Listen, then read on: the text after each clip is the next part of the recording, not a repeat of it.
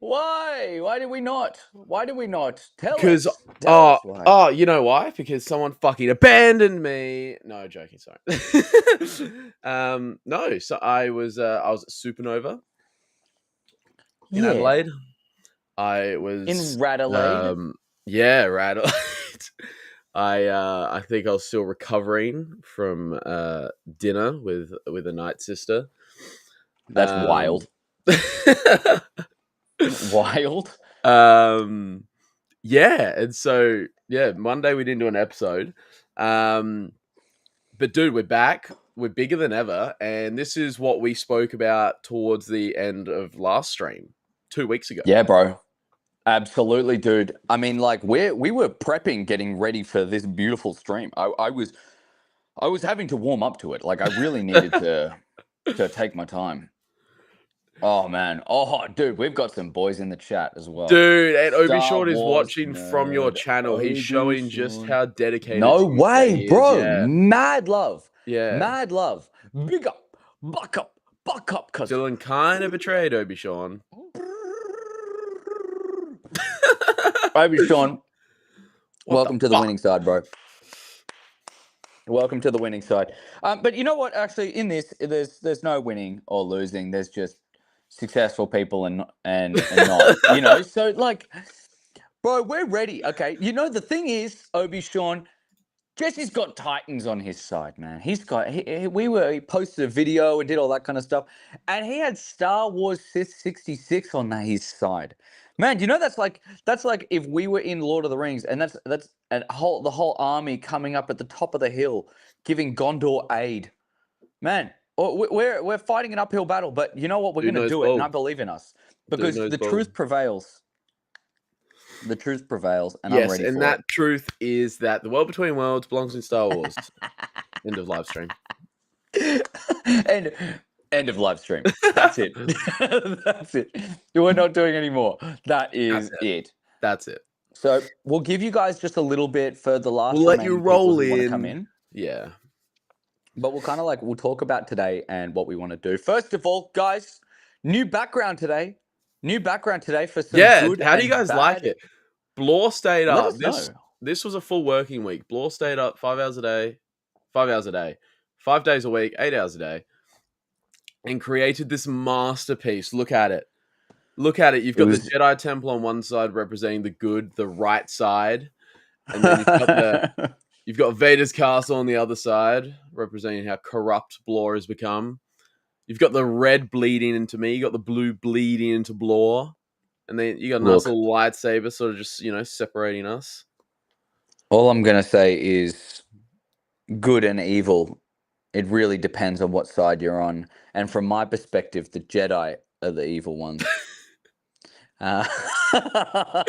Blade of Marek? Blade of Marek is here. Hello there. Go. God, this is going to be a handsome video. This is a super handsome video already. Let's fucking go. Jesse's already just making me so excited. Yeah, no, but guys, look, today it's going to be a pretty interesting one actually. Like I really can't wait to have this fleshed out conversation.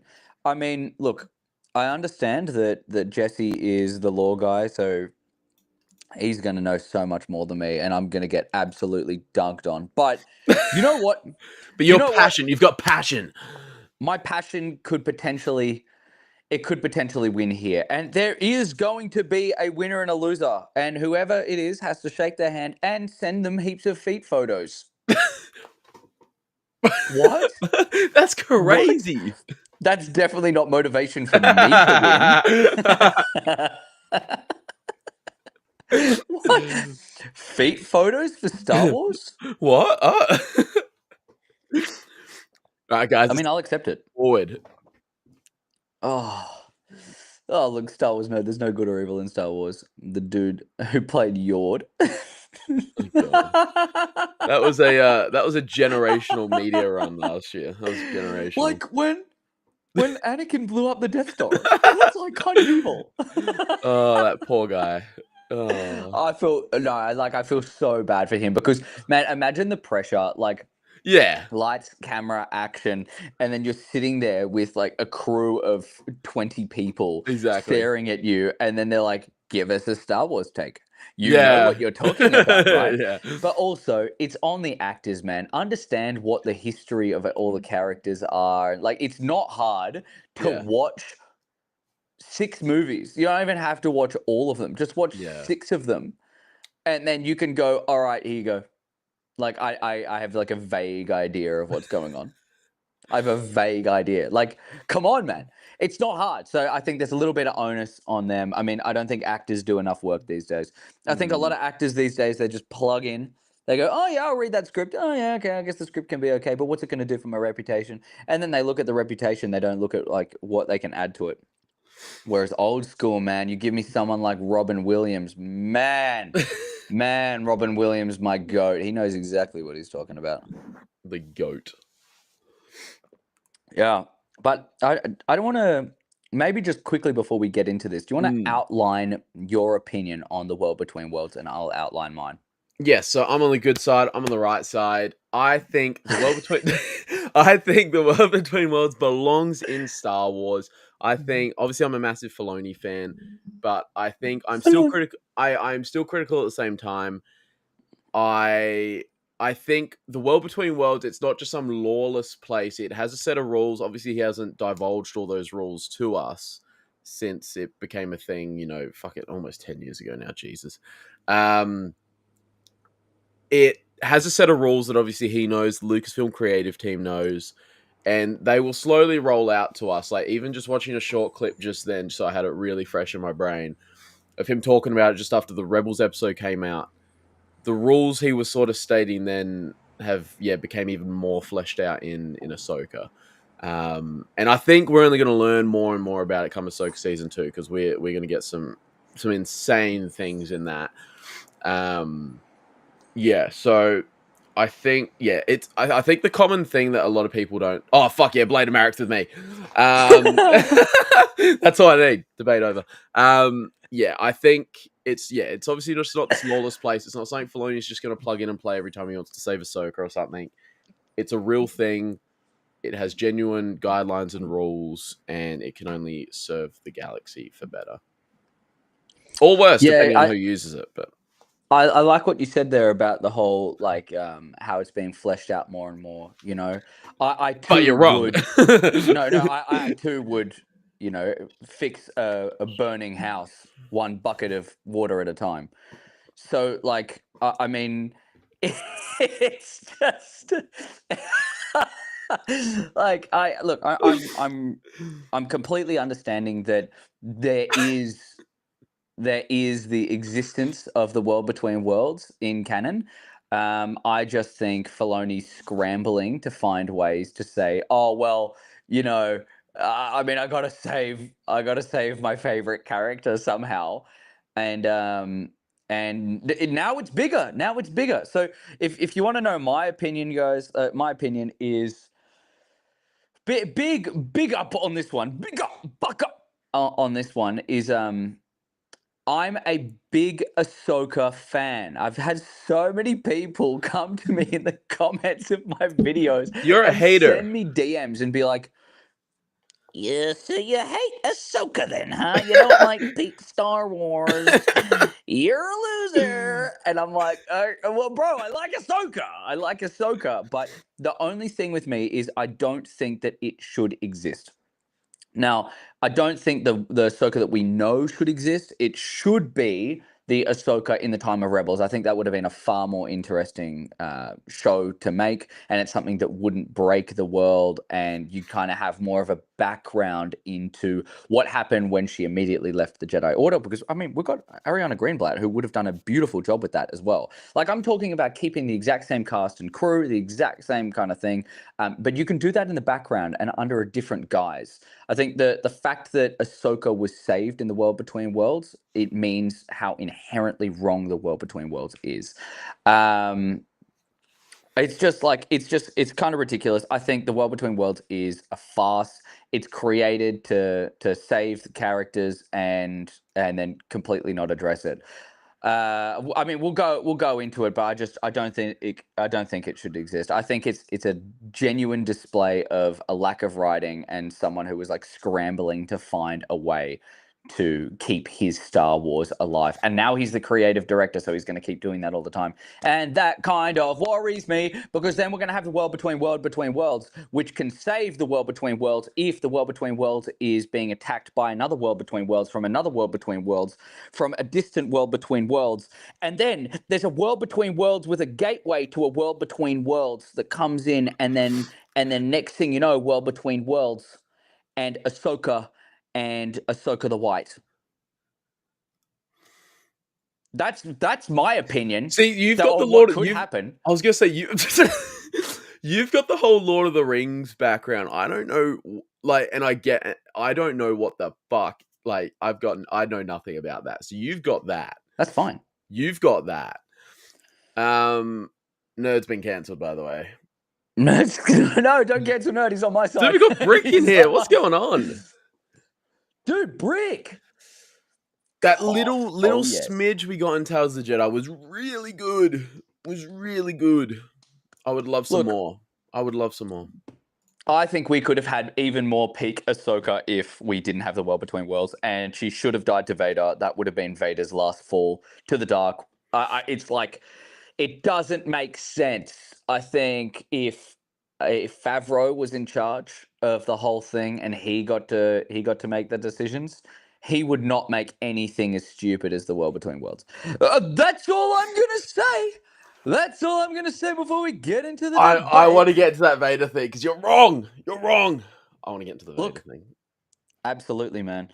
And also, I'm not going to reference. I know that you don't know that much about Lord of the Rings. I know you can reference it. It's fine, because there's obviously but I'm not going to go too deep into it. That's the whole thing. Like, I'm not going to go too deep into it, because I don't want to like go into a place that you just don't have that kind of deep of an understanding. Like, there's really no point.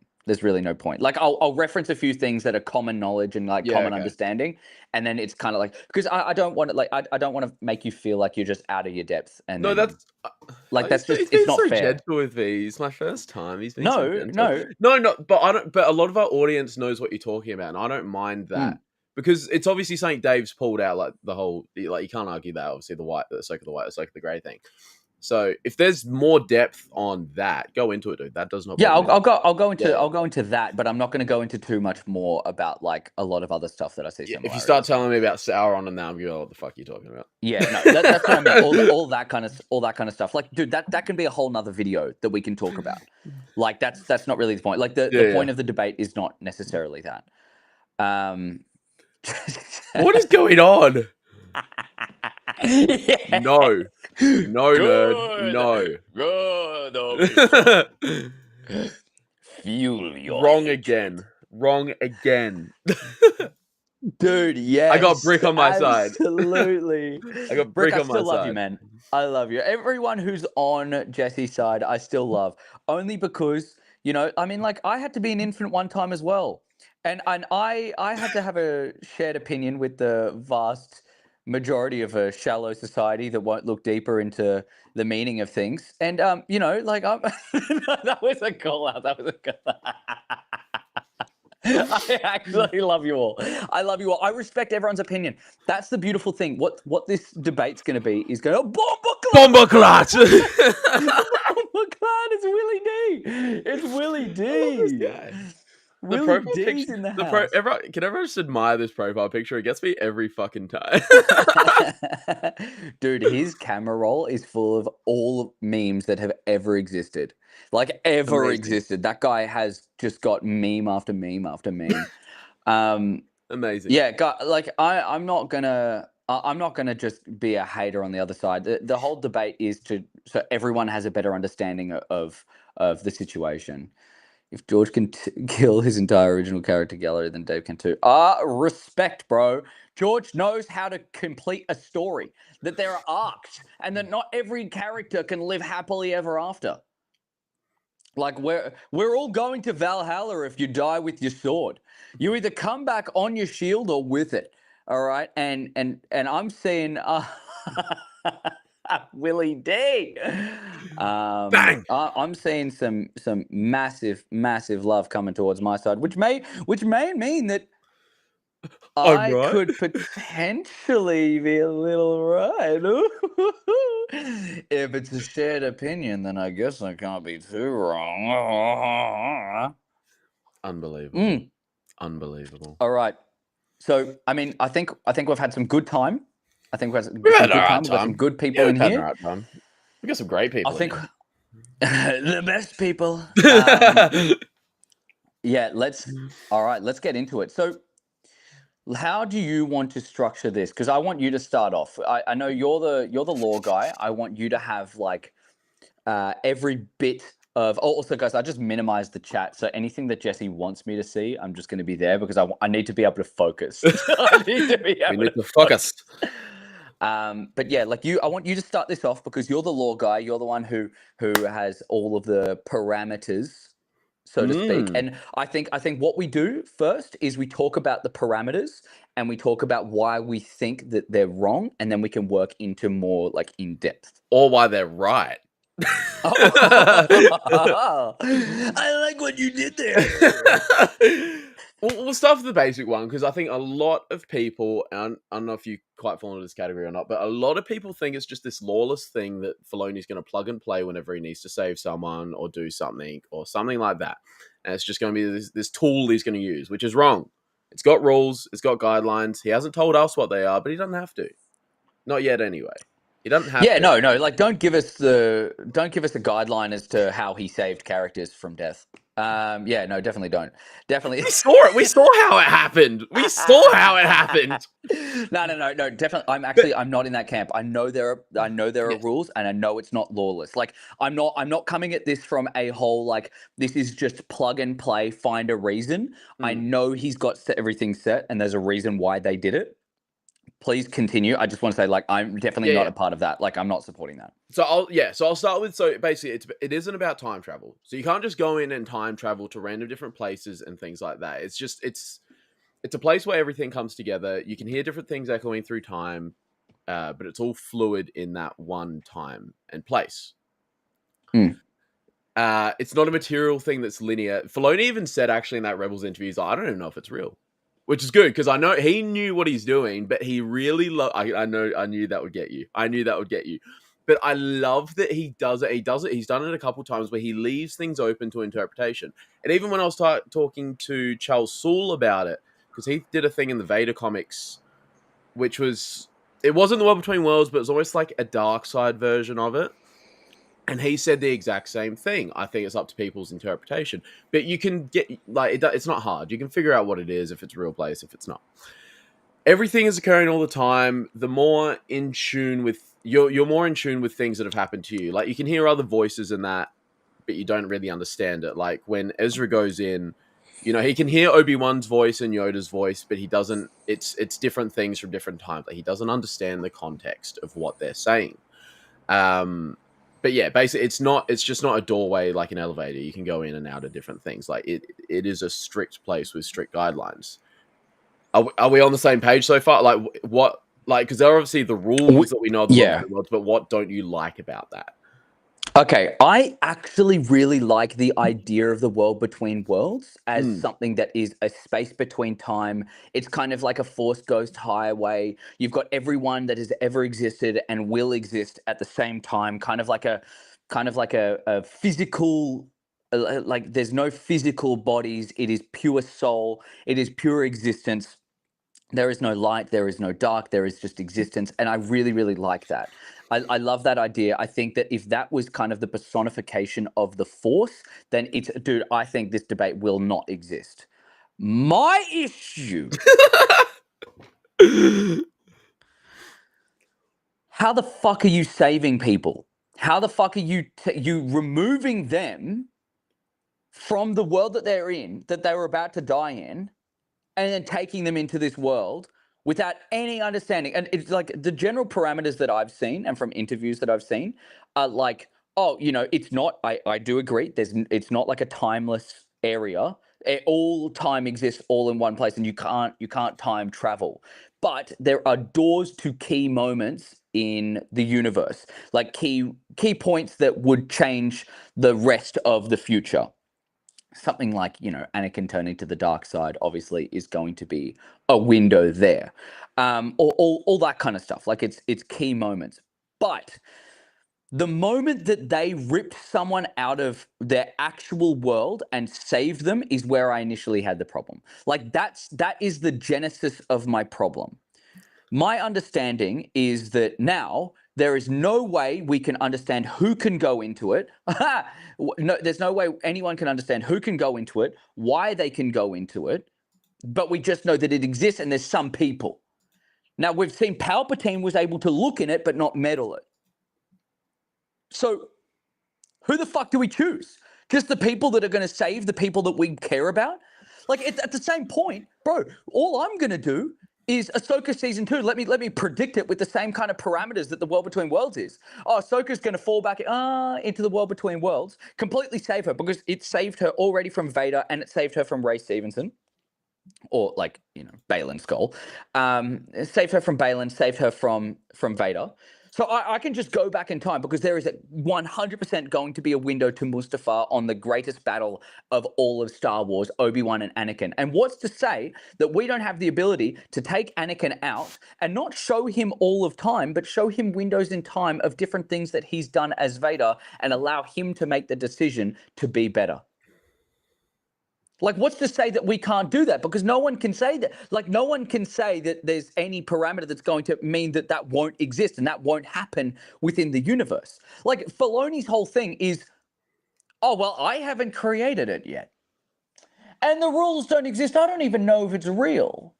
It's just a shit way to say I wrote something to save a character that I'd have no fucking idea of what I'm doing and how I'm doing it, and I'm brand new to writing, and I'm the king of animation and the king of understanding in Star Wars, but now I want to save my favorite characters and save the people that maybe my wife said that she's going to break up with me if she dies. So it's like, I mean, he's probably trying to chase tail. He's probably trying to make an impact into Star Wars. I think it's ego personified. There has to be an element of death in every hero story because death comes to all.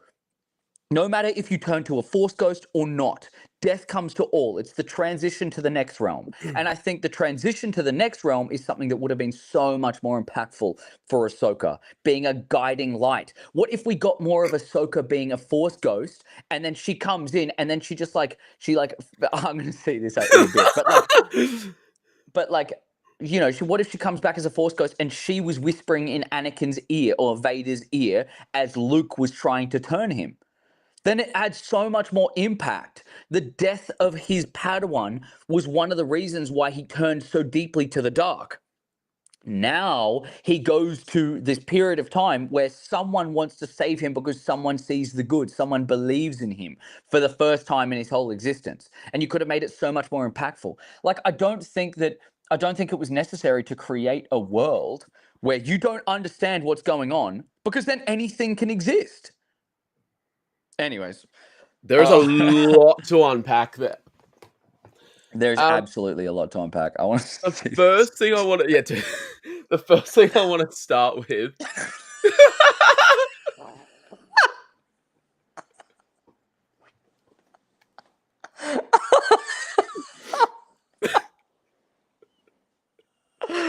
Oh man, we should absolutely invite people onto the stream though. I see Obi Sean's. The first thing I want to start with, obviously, Edis, it's probably the first thing. Everyone's got an ego, but if you were to rank people on a scale of ego, I think Filoni, especially with Star Wars, would be on the very lower end because his greatest calling is to continue what George did, and that is something he spoke about actually when he was talking about the World Between Worlds. He's still dedicated to, and obviously he is because it's Dave. He's still dedicated to working within the principles of the Force that George established and going from there. Because this is what makes Star Wars Star Wars. It's mystical, it's random, it's beautiful. The Vader thing. Actually, no, I want to go somewhere else first.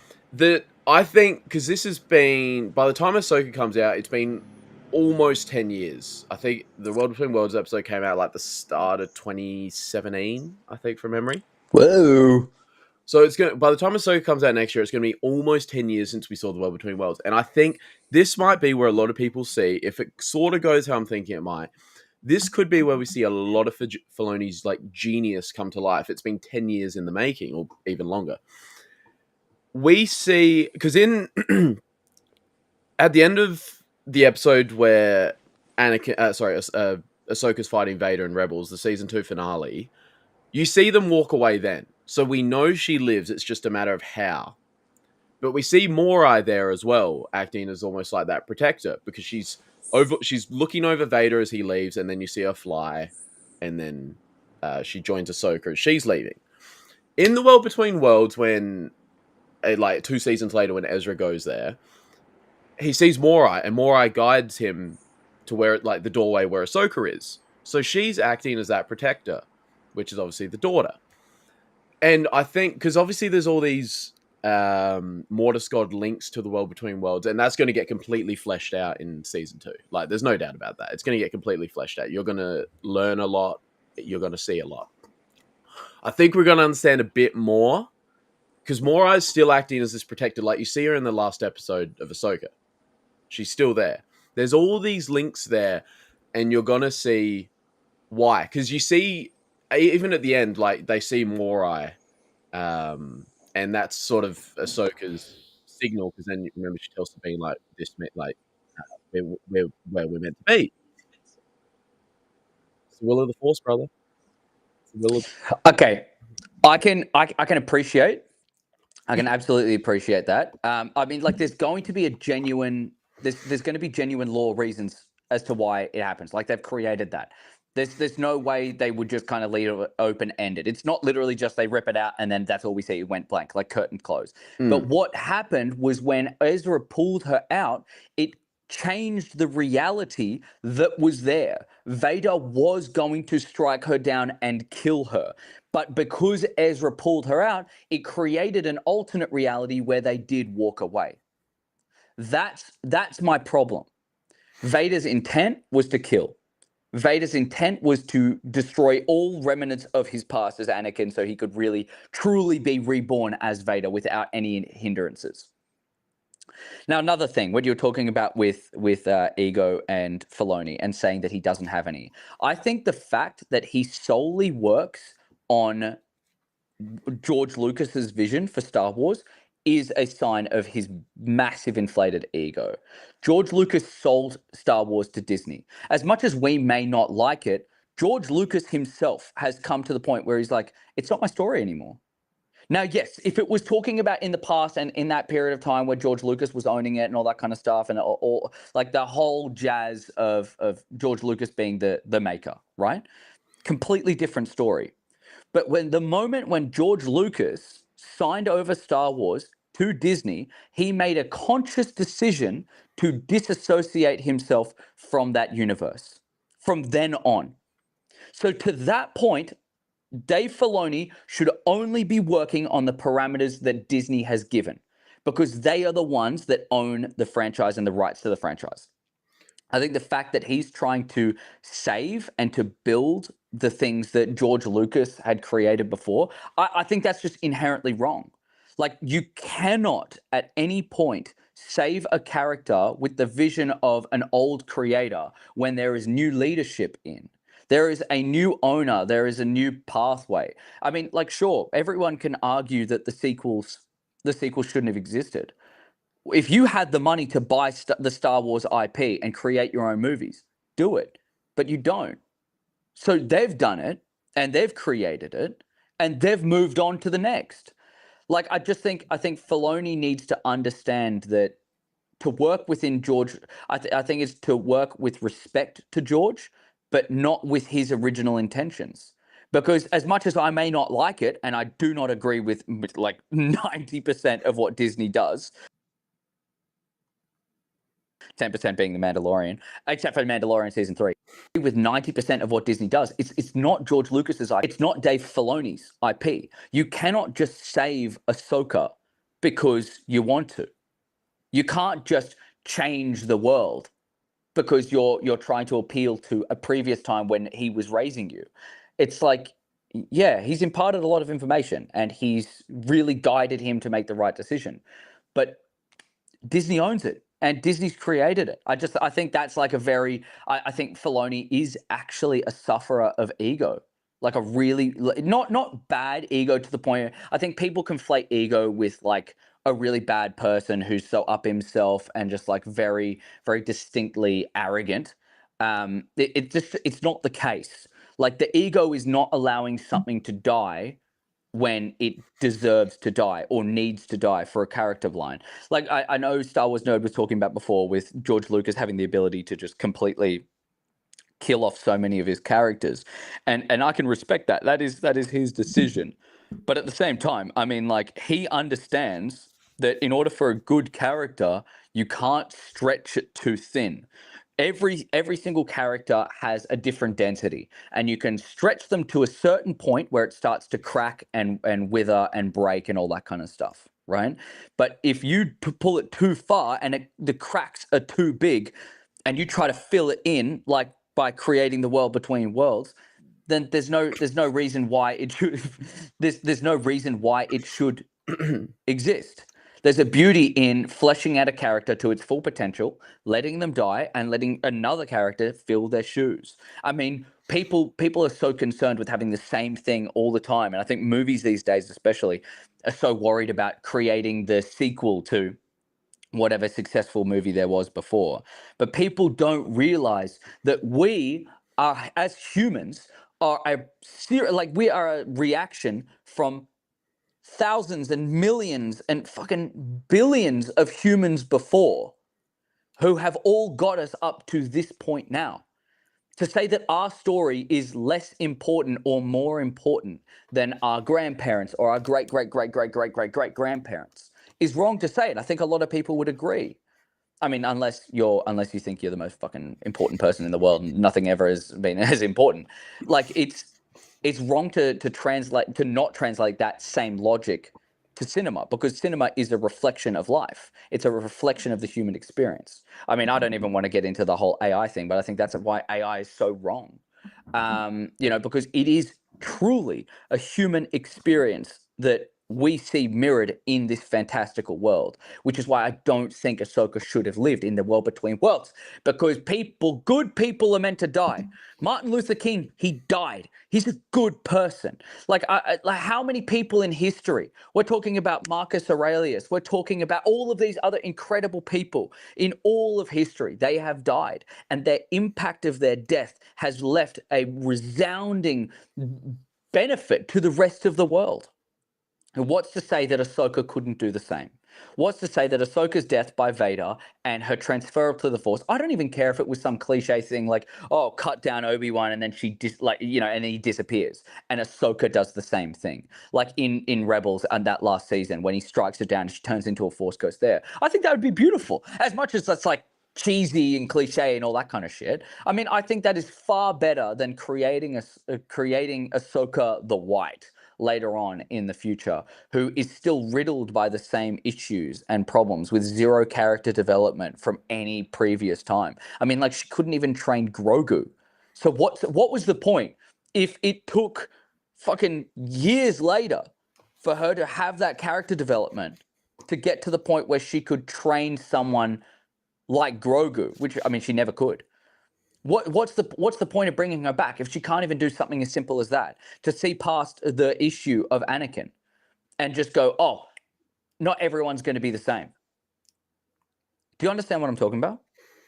I am, but she, like, at the point where she said, like, I'm just making sure we're on the same page, because at the point where she told, like, Din Djarin that she can't train Grogu, she was still, like, Ahsoka the Grey and held back by those memories of Anakin.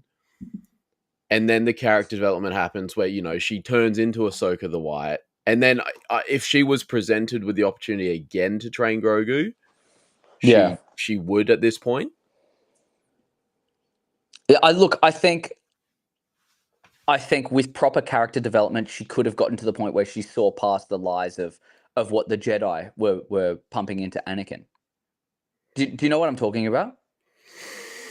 Like, there is no way, if you had proper character development and the need for that character development, to say, oh well, like I see that this kid is completely torn, and he's had such a troubled past and such a troubled childhood, to get to the point now where we can train him, we can make him better. I see what they've done to Anakin. I'm not letting that happen again. I'm going into the next one. Do you know what I'm talking about? Yeah, yeah, no. I know what you're saying, but the character Like development this. still took place there. It was just after that. I know, but what I'm saying is, like, what's the point of bringing someone back and letting them exist for so long with no character development? Like, he just brought her back to revive a character that was already. I mean, like in Rebels, if she died doing that, that would have been a noble cause. If she died while fighting Vader to let everyone else go, that's a noble cause. And that's like confronting your demons to the max and allowing as much change. Like, that's the most Jedi, I mean, really, the most Jedi thing to do is to sacrifice yourself for the greater She's no good. Jedi though. I understand, but she lives within the Jedi morals. Otherwise, she would be doing dark side stuff. Like, I know she doesn't have the title of Jedi, but everything she does is for the betterment. Which you can't say that when you're looking for the best in everything, that you're not good. That's why people can say, like, oh, it being good is really dependent on where you look at it. Like, sure, what Palpatine did for the galaxy, but by providing care and like, I guess, military support for everyone galaxy wide, that is a good thing. But the way he did it and what happened Intent. afterwards is not good. So it's like, I guess it is very much on intention, and things can be displayed differently. But what I think is, like, when you have something like Ahsoka, and you have all of the goodness that she wanted to give, and by sacrificing that is the ultimate good, right? I mean, like Kanan Jarrus, we know he went down in history because he saved everyone, and he killed himself so that everyone else could live. Why couldn't Ahsoka have the same thing? Well, because Filoni wanted to save her. Filoni wanted to keep her to keep her alive because he wanted to see more of her, and he knew that he could, by creating something as ambiguous as this. Like, there's no way that he would say, like, I think that whole, oh well, I don't know, we don't even know if it's real. There's no way that should ever exist. That is an inherent flaw to show that you do not know what you're talking about, and you are a terrible writer, genuine terrible writer. I think, like, sacrifice, but like when you have someone like Tony Gilroy, who, sure, doesn't know that much about Star Wars, but created a beautiful story, and characters died and they lived, not really depending on his love for the series, but what needed to happen. I think that's brilliant writing. I've had a big belief in Filoni should not be the one in charge of, like, things creatively. I think that he should be the one supporting the person who's creative, like, who's the creative leader, because they can weed through the crap. He can't see the forest through the trees. He's so focused on every little individual thing because he's a fan. Now, that's not saying that I could do it better. There's no way I could do it better. I could not be someone who has, like, actually created peak Star Wars. I'm a fan, and I'd want to see my story come out just like he's seeing his story come out. Does that make any sense? No, it does. I wanted to touch back on the Filoni thing because, like, obviously your take on it with the ego and continuing George's thing, but he's got to uphold what George began, like his rules and all that. Like, if you lose what George established there with rules in regards to what can and can't happen, you, like, that is Star Wars right there. You lose Star Wars as a whole.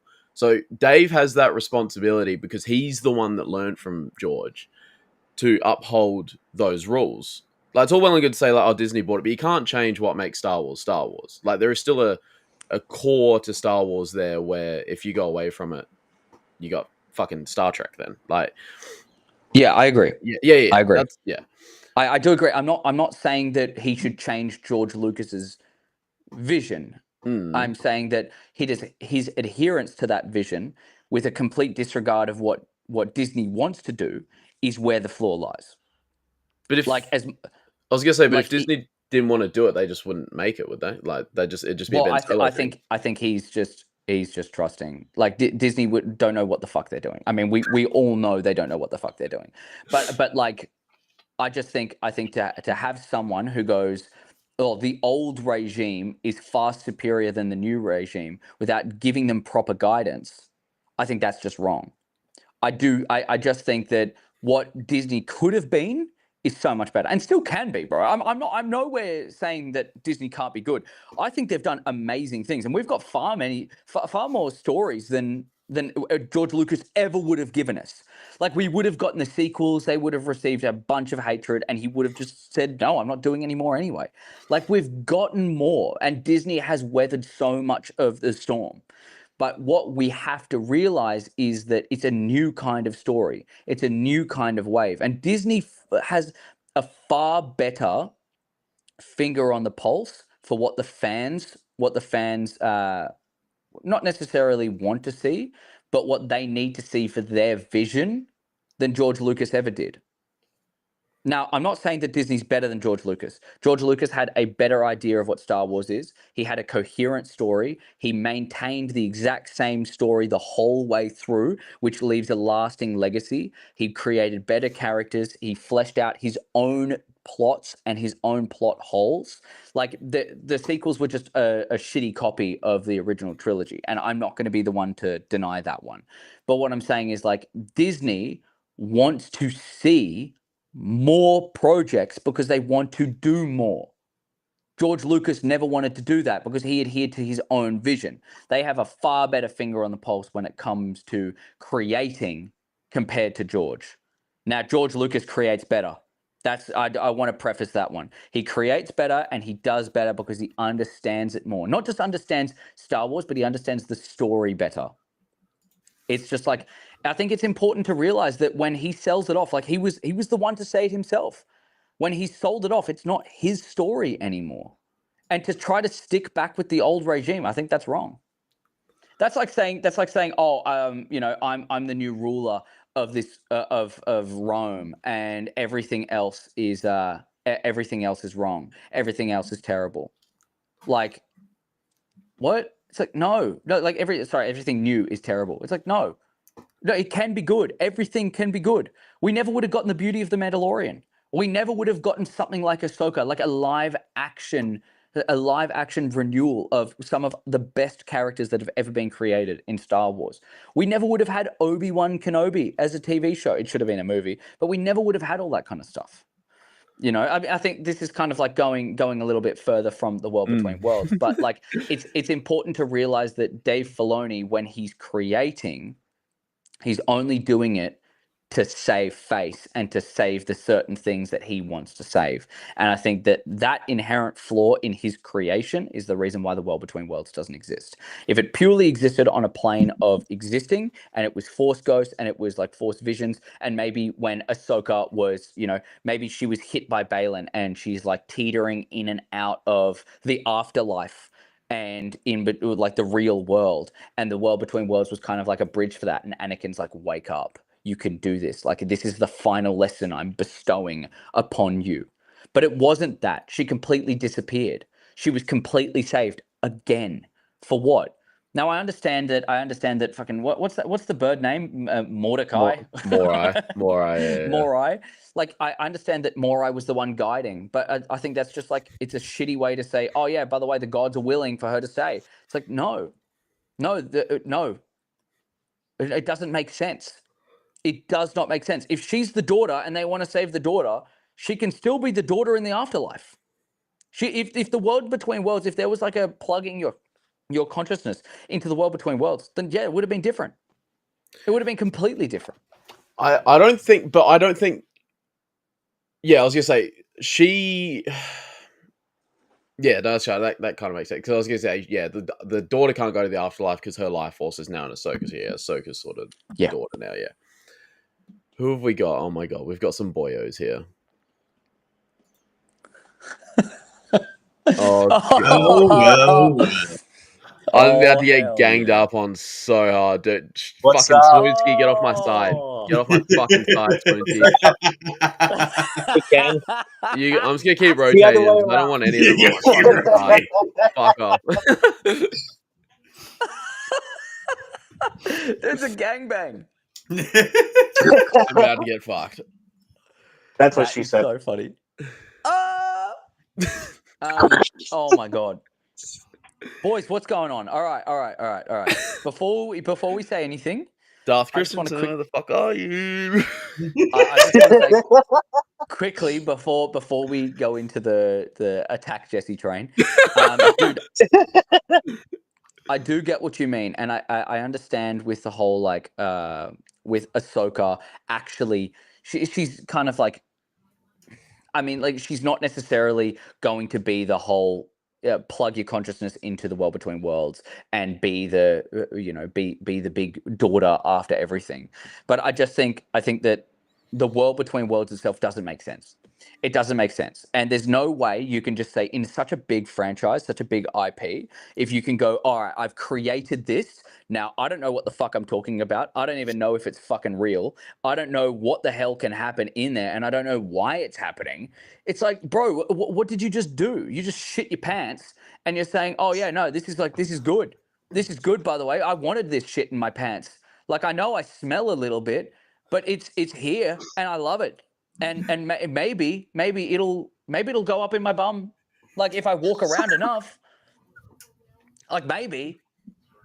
But Your like, analogies kill me every fucking time, Lord. Like, so How do you come up with Filoni, this stuff? obviously Filoni said, like this is like this interview was done like years ago, by the way. This is after the Rebels episode came out. When he said like, Yes. I don't know if it's real or not. He fucking knows. He's just not going to tell us. But I think what it really boils down to here is because we don't know everything about the world between worlds, and I don't even know if we will completely after Ahsoka season 2, but we're going to know a hell of a lot more. It basically boils down to, do you trust Filoni? Look at his track record. Look at what he's given us. It would be so egregious to say that you do not trust Filoni after what he's given us. I don't trust Filoni to create stories. I trust him to supplement stories. I'm very big on that. Like he was perfect when George Lucas was the head and he weeded through all the shit, and Filoni was the one coming up the rear. Like he's bringing it right up, and he's just absolutely slamming that story on the press, and it's like, print this. I love that. I think Filoni's perfect for that. But my whole thing is I do not trust him to see the forest through the trees. That's my biggest thing, is I cannot understand how he can put this like character out here and damn everything else in the background. Because dude, it's like, I know you can say, oh well, like he couldn't do it. But if Ezra wanted to, he could have saved Anakin. If Ahsoka can go into the world between worlds, she can go in there. She can save Anakin from that period of time in Revenge of the Sith. Who knows if that's what we're going to see? No, she can't. But why was Ezra able to save her from Vader? Because that event made sense to him. He was there for that. He was there for that, so that event makes sense to him. Well, what if Ahsoka saves Ahsoka? What's that? Sinned? No, because Ahsoka wasn't there. Ahsoka wasn't there. Sensed it. She sensed it and heard all the voices, so she knows. No, I get what you mean. No, I get what Jesse means. I get it. Those voices don't make sense to her. She wasn't there for that event, sort of thing. So that what happened on Mustafar doesn't make sense to her. But like, yeah, Ezra was there for Kanan's event, and yet Ahsoka stopped him. But yet he chose to save Ahsoka. So. Because if he saves if Ezra saves Kanan, then the whole Ghost crew die. Because Kanan's sacrifice saved everyone. So they'd be changing the pact, like time travel. Okay. Yeah, and you can't do that. That's what I'm saying. Filoni did establish rules, and he did give us these little tidbits. So we've got some basic guidelines. Ezra couldn't save Kanan, because if he saves Kanan, everyone else dies. He comes back to a world where the Ghost crew's dead.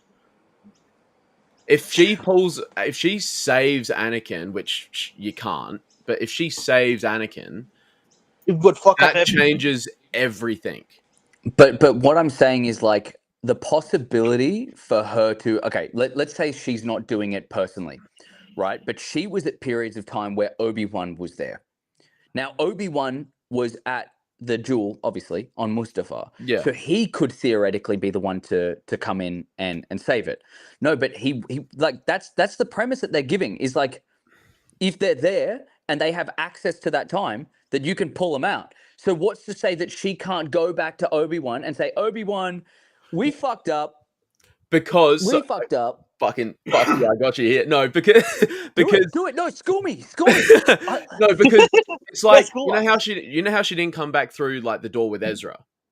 Yes. She's smart enough to know she can't just get plugged back into someone else's time because that just unleashes chaos and destruction. She had to go back through her door. So she's smart enough to know that she couldn't just drag Obi-Wan, go find him if he's even alive still, go get him and say, hey, save Anakin. Because at the end of the day, Anakin's heart is still like turned to the dark at that point. So you're not saving him from anything. You're just bringing that Anakin to another world. But that it just destroys everything that would have happened for the last 15 years up until that point.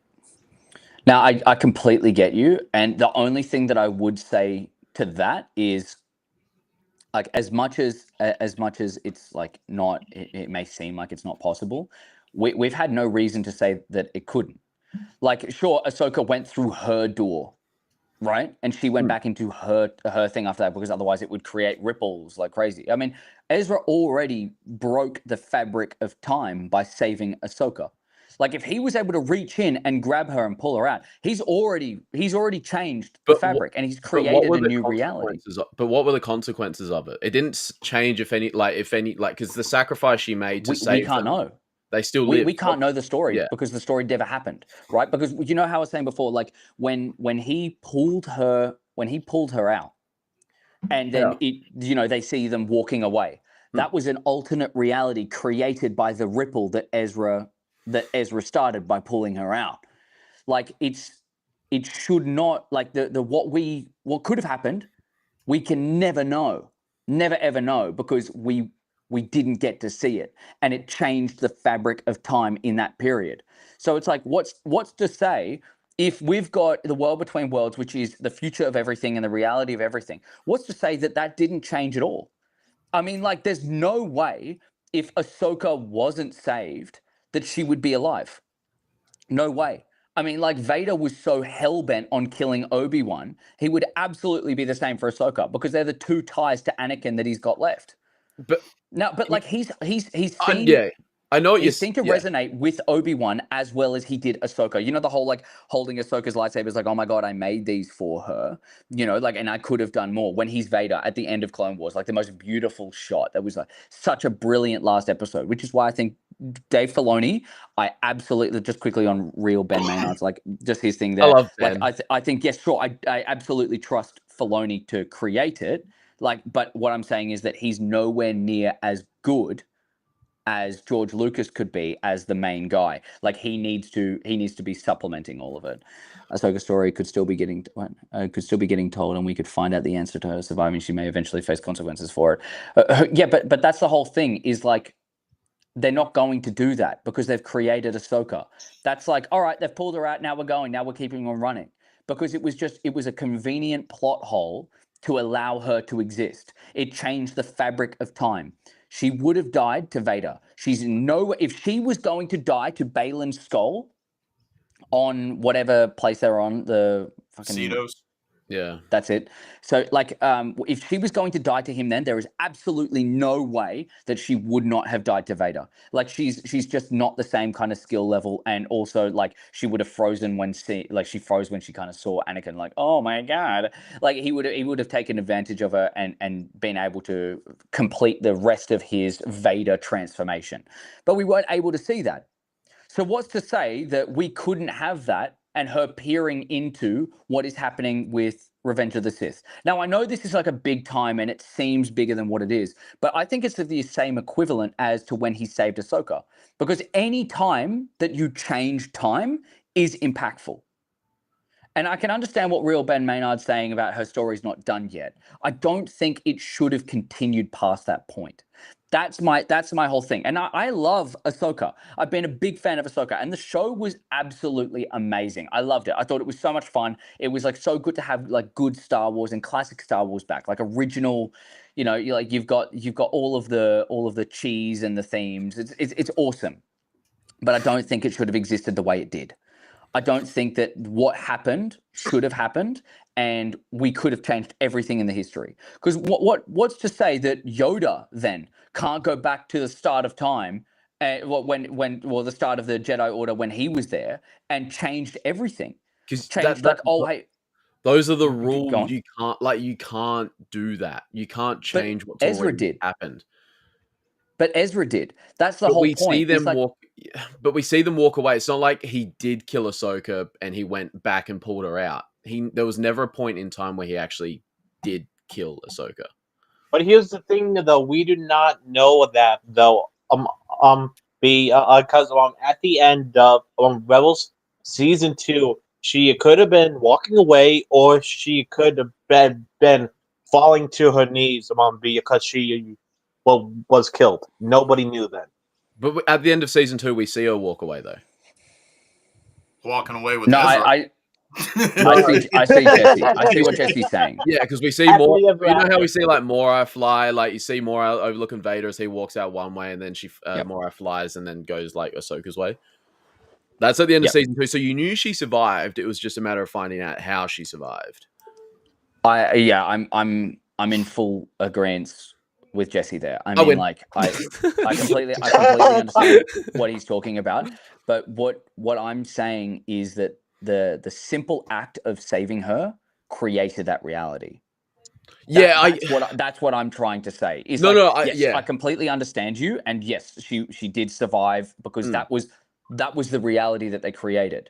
Like, it's kind of the way I'm looking at it is the same kind of way that did you ever watch Loki, the Marvel show? Yes, I did. Yes, I did. 2 episodes, but I know the premise. You know I the loved premise. it. Like Keep going. Yeah. The quantum realm and all that kind of stuff, and you have the branches of time. You have like the general timeline, and then if you you can change things in little branches, but then if you do to a certain point, they'll die off, and then if you affect the main timeline, it will die off and it'll explode, and it'll get to a certain point where it's like shit, right? Yeah. That's the kind of premise that I'm working with. Because it's like this. It's pretty similar IPs. I mean, it's Disney run by the same Disney creatives, all that kind of stuff. You know what I mean? Like, sorry, executives. Like they've got their heads of creation, but they've still got the same executives at the top. So I'm assuming, I'm putting a blanket thing that's their general understanding of if you fuck with time will fuck up later on. Now it won't necessarily mean that it's bad. I don't think that it's bad that it created a new world. I mean, like, we saw the world, and the world that it has created has allowed for so many different shows and all that kind of stuff. But I truly do think that it should not have existed, because it should not have had that change in the first place. I think probably we would have ended up around the same point of like, I mean, we would have ended up like Vader being saved by Luke and all that kind of stuff. So I think like from the death of Vader onwards, it would have been the exact same thing. But up until that point, it was very different because of a very specific rule that Ahsoka inevitably changed by being saved. So if we go down that line of thinking, if she, or say she dies, what are the consequences that happen out of her dying that don't happen? Like, take the Ahsoka show and that out of it, just in that moment, and like the next up until like Vader's saved. What do you think are the consequences, or what changes to what we see if she dies? I think the story exists. Just really quickly. I think the story exists of Peridia, of Thrawn, and all that kind of stuff. But when dark rises, light rises to match it. I think that more characters should have had a bigger go. I think that would have been the perfect implication of Cal Kestis coming into the Star Wars universe, like live action Star Wars universe. he's a far better choice to fight someone like Thrawn. Like it didn't really matter that it was Ahsoka because Ahsoka couldn't do shit, and the fight sequences were in Ahsoka. Not gonna lie, I mean, like that final fight with Another thing we agree on, Lord.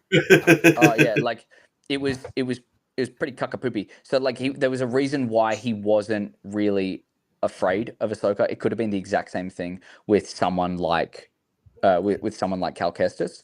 I think that's really one of the only things that changed. Like you've got Ahsoka who dies, so Vader is the exact same kind of evil, but he's disassociated with the good now. Like he truly does become the Vader from the original trilogy. Someone who has like I'd probably say the Vader of A New Hope and Empire Strikes Back, of like there's no good. There is no good at all until he starts seeing the hope of Luke. Right? That's the only thing. Everyone's like, this is a cold-hearted killer. He's disassociated from everything that was good about him, Anakin. Everything being good about him. And now Luke can start from the foundations, because it was the foundations that Luke built on, of just, I know you don't want to do this. It's a primal urge. It wasn't necessarily like, if Luke was going, hey, you remember your Padawan? You remember your Padawan? Hey, you remember Obi-Wan? He wasn't building on any of that.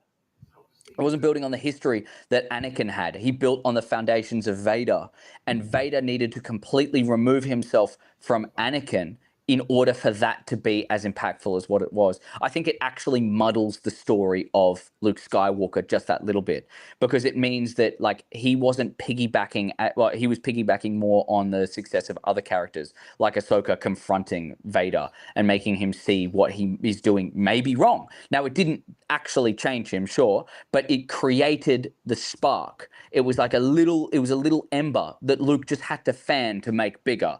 Whereas I think Luke actually created the ember and fanned it himself. Does that make any? I know you look a little frustrated right now, but does that make any sense? No. Yeah, no. I just disagree with. There was always a bit of Anakin and Vader.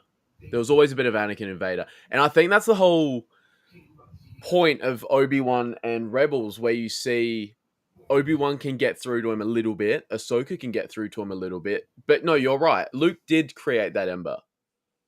But there was always that bit of Anakin. He just needed the right person to see through him and show him that compassion and that love.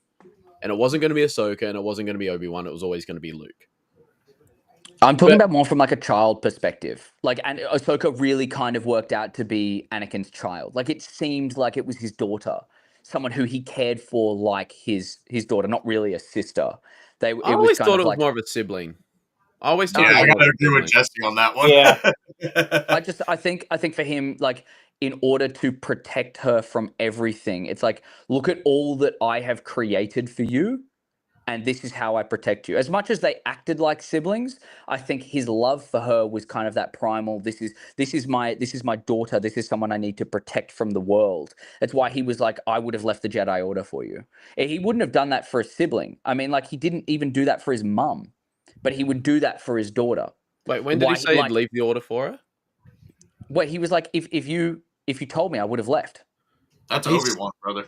Yeah, Obi-Wan would have left. Anakin, yeah. Sorry, I mean, like, when he was having the conversation. Yeah, when he's having the conversation with her outside. Yeah, he said, he wanted to leave, but like just at various different points. Yeah.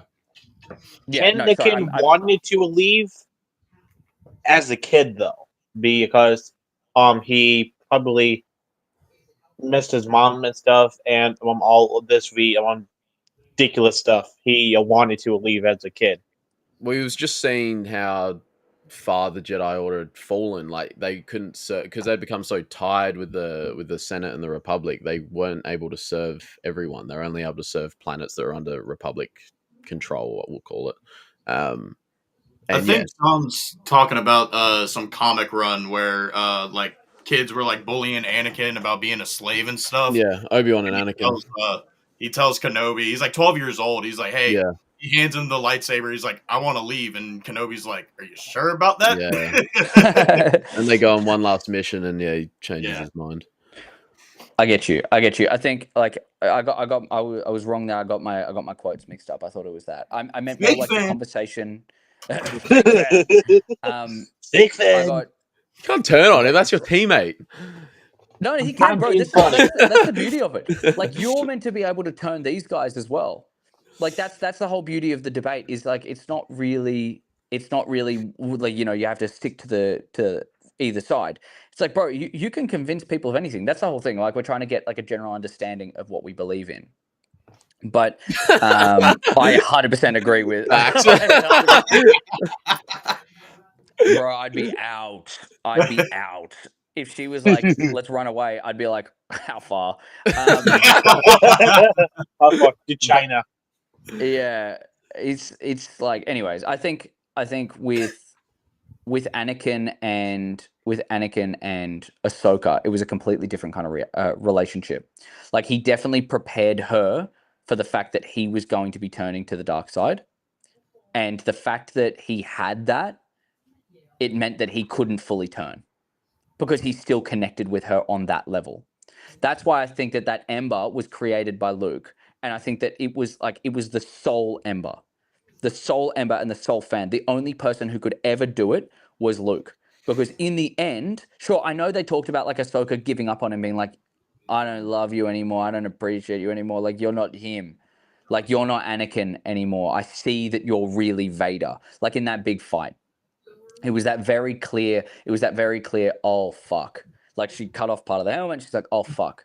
You're actually not Anakin anymore. You really are Vader. And it was the death there. Now, I understand that's kind of like their reasoning to say, oh, that's the complete disassociation with Ahsoka. But it's not for him because he still cared.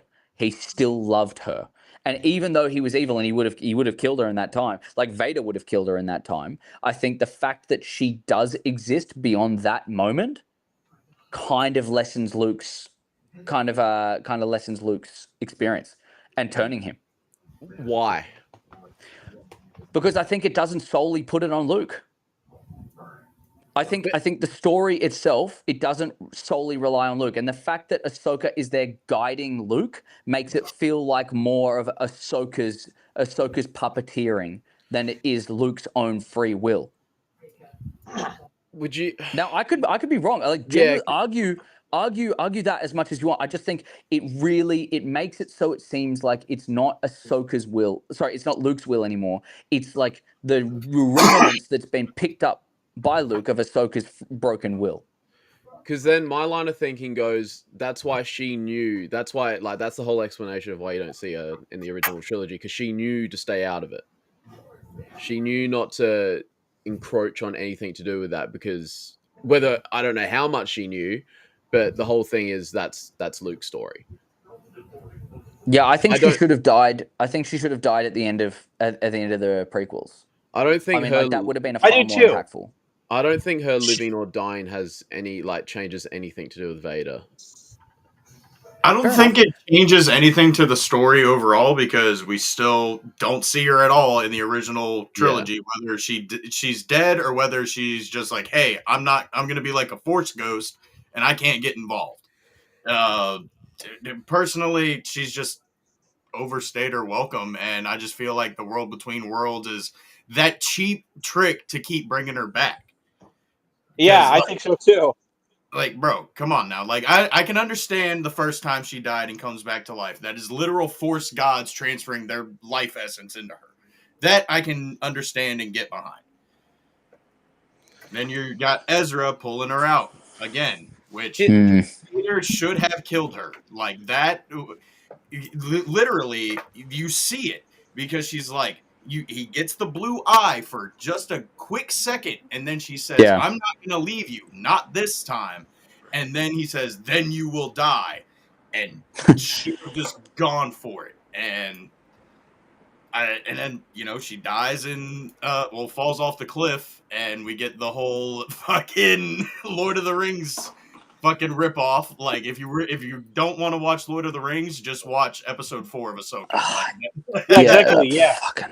I was gonna say, what if, just like while I get to what Ben's saying, I just want to let you mull this over. What if Ahsoka was as much a tool of the World Between Worlds as the World Between Worlds was a tool of Ahsoka? And what I mean by that is, what if Filoni wanted a way to bring in, like, just think of it this way: if Filoni wanted to bring in the World Between Worlds, how does he introduce it? And this is just how, like, maybe he initially didn't have Ahsoka in this situation at all, but he needed a way to bring in the World Between Worlds.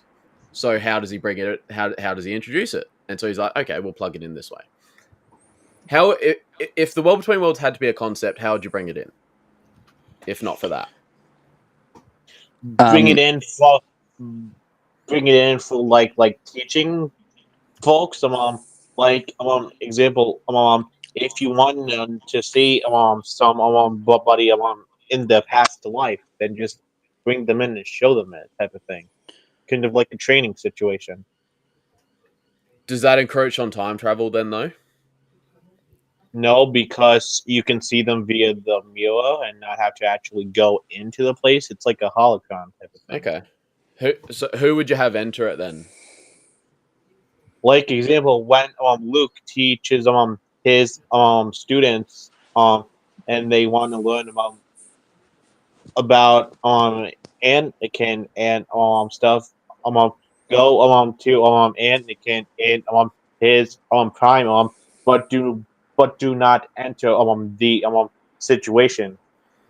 That'd be like showing kids a horror movie. That's like giving 10-year-olds Yeah. a boss movie. I'll fix this example a little bit. So in Mando season 2.5, aka fucking Book of Boba Fett, when he's talking to Ahsoka, and he's like, it's more like Grogu's remembering. He probably could have used the World Between Worlds to just show him like not have him enter it, but I don't know. I think what Sean should have said is he should have shown Grogu like the teachings or like his time at the temple like prior to Order 66. Obviously. That's kind of what I meant. Yes. Yeah, that's kind of what I meant. I just get you. I just said it wrong. I get you. I think that Yeah. just muddles it. I think that muddles it that, itself. yeah, because that would it'd be really interesting if they did try that, how they'd go about it with like the rules that Filoni's established. Because obviously,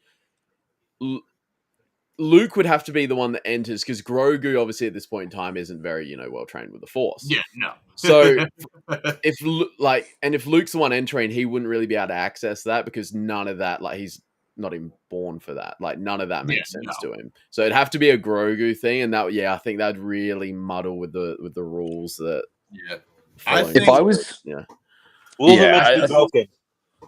I noticed this in the latest.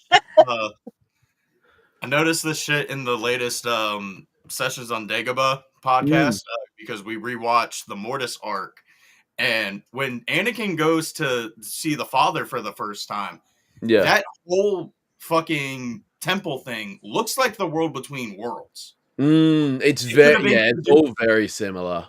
They could have easily introduced it then, and I like that it exists in the real galaxy. What? I like that it exists in the real galaxy. I think that would have completely fucked up the world. That would also just connect it to Mortis more, because now it feels like if they just throw in the Mortis gods, it's gonna be like, okay, well, how the fuck are you guys connected to this now? Like, I understand it's cosmic force, and I want them to explore more into the cosmic force. We're gonna get it, dude. I promise. When you start getting into that, and I don't know. I just need some more concrete explanations. I'm tired of it's all open to interpretation. We'll get it. I think Ahsoka Season 2 is going to solve a lot of these issues you guys have, because I think it's going to flesh it out a shit ton more. Yeah, but it should have been fleshed out initially. And I'm still it's never going to flesh out enough for me to accept that Ahsoka should have been able to be pulled out. I think if you were going to introduce the World Between Worlds, leave it completely and solely as a soul highway. We are seeing what it's like to be a Force ghost. You know how they say, how Qui-Gon was saying, I learned more about, because he was just a voice, and then later on in Obi-Wan when he came back, and he's a body. And that didn't really make sense. That never made sense. Yeah, that wasn't Jordan's whole thing. It can make sense. It can make sense with the World Between Worlds being like, I've seen in every gateway, and I've learnt so much that I can transform my voice into my body, and now my soul is existing on this plane of existence that is not equal. It's kind of like parallel, not a heaven or hell. It's just parallel to the actual galaxy. If you had the World Between Worlds as purely something that you could not meddle with, it is just all time and all big events and even minor events. It's not time travel, but it is something for the dead to be able to see through life and guide through life as a Force ghost. It's like, how did Obi-Wan know to come to Luke as a Force ghost and be like, Luke, use the Force? Well, because of the world between worlds, he was able to peer in through that gateway and speak to him while he's in the X-Wing. Something like that would make so much more sense. But the fact that, that's why I like the idea of the world between worlds, but not as something that is a physical thing, that you are physically able to be in there. Like, it should simulate the real world at the same time. Like, Anakin can show what it was like in the Clone Wars and show through, like, physical memories. It can just, kind of like the what's it called? Not the dome. Whoa, closet! How you doing, brother? It's, I can't remember what it is. It's like where they film a bunch of their stuff. It's got LED panels. It's like the dome, the volume. That's it. Kind of like transporting them into a volume where they just go like, and here, look, this is the Clone Wars. This is everything. I like that, but it's not for the living.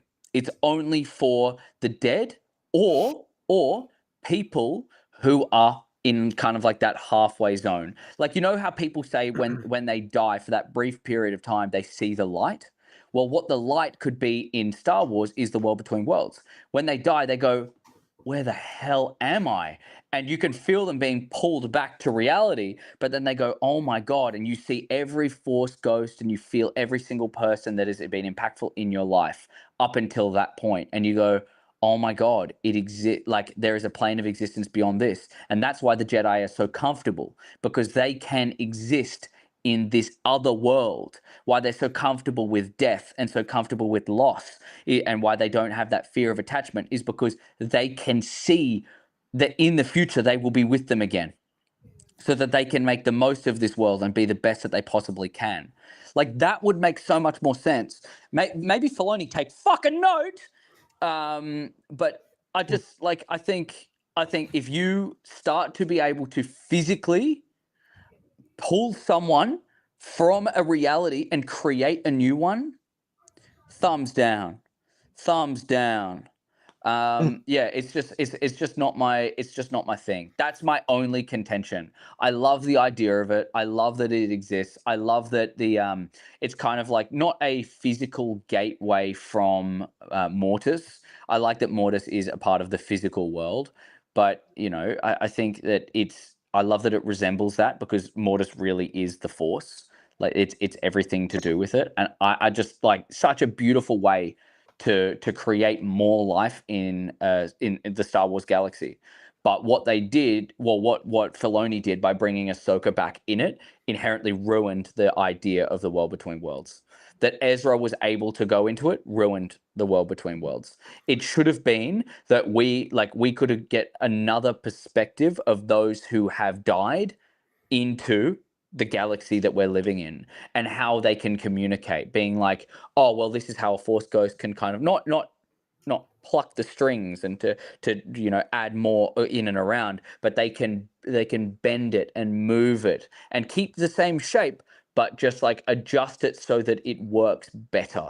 And if you have more people on your side, the better your life would be. It would kind of explain plot armor and everything the whole way through.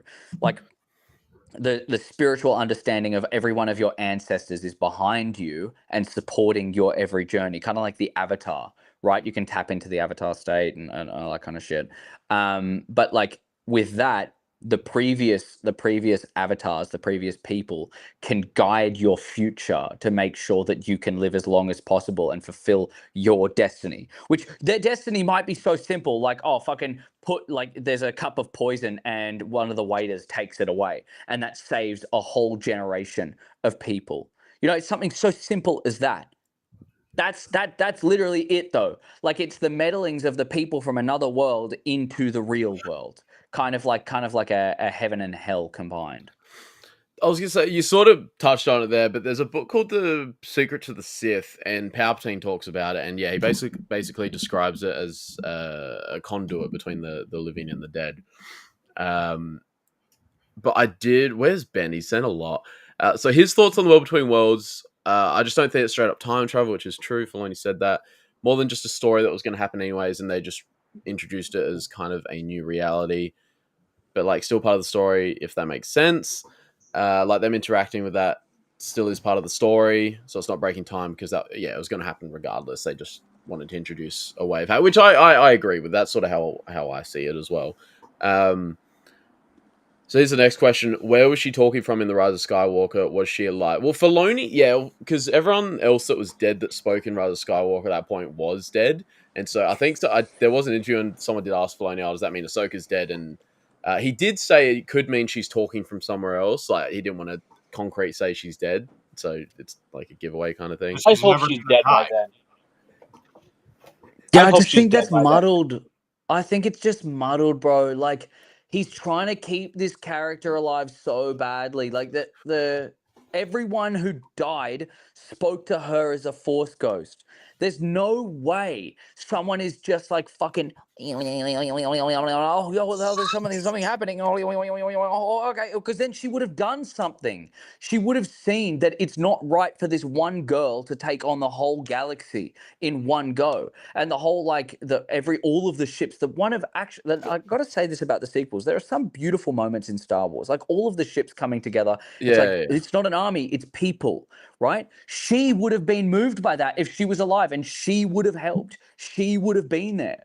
And then we would have seen. She wasn't there for Luke, so why would she be there for Rey? That's what I was gonna say. Yeah, what's the difference between? Yeah, because it's shit writing. That's why. Blame Disney. Keep a character alive. She wasn't meant to be there. She's not meant to be there because it's bad writing.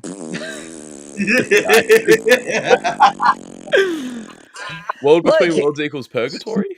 I love that. It's not bad. I love that. Closet always coming out with some beautiful ideas. This is what I was thinking. I was like, if she is alive, that's the perfect explanation because, you know, she's in this other galaxy. Maybe she gets stuck there. I don't think she does get stuck there, but she might return there later. I just think, look, she didn't help Luke because she's a cunt. She didn't help Rey because she's a cunt. And if she was dead, she wouldn't be a cunt. Fuck. It's just like, Boba Fett is that's the greatest analogy ever. Boba Fett though is the real freaking cunt though. In the book of Boba Fett, he's a pussy. Ben, that is fucking good, bro. That's the greatest analogy ever, Ben. That is the best. That is the best. That is like MVP of this whole thing. That is so funny. That is because I just got that image in my head. That is fucking funny. Ben, hats off to you, buddy. No, but I think the fact that she didn't help Luke, I mean, she was dead. The fact that she didn't help Rey, she's dead. That's the beauty of it. Luke was the last Jedi. Like, why do they feel like every time you need to add more people? But he wasn't the last Jedi because Yoda straight up said there's another. I'd argue that this guy right here is the last Jedi. no, okay, I get Leia's there. Ben got some shit. I love it. I love that. But like, dude, there's Leia, sure, but the whole thing is that they're the last. They're bringing it up the rear. There's a reason why they are so powerful, because all of the light side is channeling into them. Like the whole thing with the force of the dark rises and light rises to match it, the reason why there is a rule of two is because all supreme power of the dark side goes to two people. That's the whole thing. Like that's why. But it's the same thing. It's the same energy thing with the dark as it is the light. I'm not saying that there needs to be two, but with less people, it doesn't spread the goodness of the Force to all of those people. It spreads it to just the two individuals. It's why Luke had such a big power up. It's why Rey had such a big power up. Is because the light side of the Force was channeling through her and into her. Like people were complaining about how she picked up a lightsaber one day and then became this like absolute weapon. She's taking down starfighters and all that kind of stuff. Like all that kind of shit. They can go fuck herself. Yeah, look, I like Rey. I'm gonna say your take on that one. Wait. I need to clarify. Wait, Jeremy. So are you saying that because Are you saying that because there was only 2 Jedi, all the goodness in the galaxy was channeled through just these 2 people? Is that? No, I'm not saying that. What are you I'm saying? saying that there's more power for for the 2 individuals. Because there's only That's 2. what I'm saying. Because there's only 2, the 2 vessels to destroy the dark need more power. So the light side of the Force channels more power Nerd, into I them. can see you thinking here. Where Where did you pull this from? Headcanon. I can't argue with that. I can't argue with that. There's no explanation of anything to do with that, and they fucking muddle it all the time. So yeah, there's no source material. So literally, Yeah, I'm yeah, applying. there's nothing. I'm applying the fucking 2 Sith rule to the Jedi. But that's Whereas if they say there's 2 Sith, the rule of 2 was started because the Sith just couldn't quit fucking killing each other. no, I That know, was the I whole know, thing. but But there's that's like the Sith. there's No shit, they are obsessed with power. Yeah, but that's the whole reason why Revan came up with the idea of it, and then Bane witnessed that these guys were like, "Yeah, you guys are fucking weak. No, the strongest will survive. The darkness doesn't get channeled it's by a that." Sith. It's a Sith. Yeah, it's a whole Sith way of thinking. No, I get it, but what I'm saying is like they can draw on more power because there's less people, there's less interference. That's what I'm talking about. It's like think about it like a generator. You've got a generator for the dark side. You've got a generator for the light side. I see what you're saying, having but I don't. hard time grasping. I'm not going along with the whole thing. There's like this pool of power that everyone draws from. There's only like a No, I limited think amount. there is a limited amount. I think there absolutely is. I don't think so. That's why the I don't think Jedi so in the either. Grand. No, you Dude, that's why the losing me, Jedi in the Jeremy. Grand Republic. Quick, nerd, come to my side. Nerd, come to my side. Hold on. Obi Sean, do you want to join me? Hold on. Guys, you can all be against me. I don't give a fuck. There's Optimus Prime. I'll take you all on. I'll take you on. So You shall not pass. Is there is no way there's unlimited energy all the way in the Force. I'm not saying there's not fucking billion gigawatt fucking whatever kind of measurement you want to say. There's a big What is this, Back to the Future? But there's a limited amount. There is only 100% of the Force energy, right? 50% light, 50% dark. There's no fucking grey Jedis. There's light and there's dark. There's 50% and then there's 50%. And when dark rises and takes more, the Force balances that out by raising the light to make it 50-50 again. That's not balance. 50-50 is balance. Balance, yeah, that's balance in like the literal sense, but balance in Anakin the Force was is the balance, light side though. here, and the balance is the dark side. All the like, there is no dark side. The light is But that's the still balance. 50-50.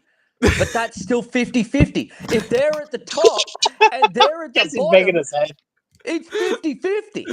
It's 50-50. And I'm just going to do this because this is on the screen. But like, okay, so you've got the light side on this side. Think about it. The Democrats and the Republicans. Actually, that's perfect because that's on the blue side. That's on the blue. That's on the blue You've side. got the Republicans. There's the party. There's no parties in the middle. There's no independence here. We work solely on these 2 parties. There's ultimate power that goes to the 2. So what I'm saying is like, okay, here. The Democrats are wrong. All They are this pathetic. Ahsoka and everything, all this stuff we're talking about could lead up to a dramatic heroic death for her, just like Kanan. Dave might just surprise us.